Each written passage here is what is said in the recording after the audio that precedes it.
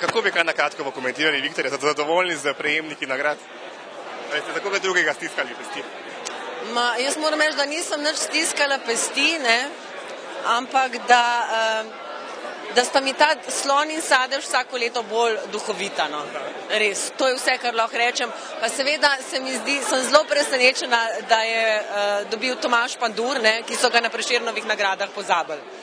Tako. Te dni je zelo aktualna predstava Eks v mestu, pri kateri vem, da imate tudi vi nekaj prstov vmes. Me zanima, če bi lahko kaj več mogoče povedali o tej predstavi?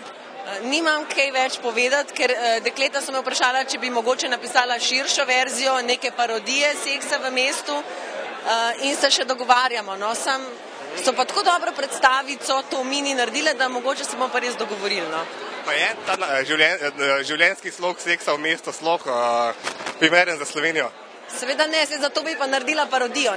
Za neke Manolo, Blagni, Čeveljčke moraš napisati po moje pri nas kakšnih 75 kolumen, medtem ko jih kakšna Keri recimo lahko napiše 3 vrstice, pa je to dovolj. Tako. Hvala lepa. Hvala tudi vam.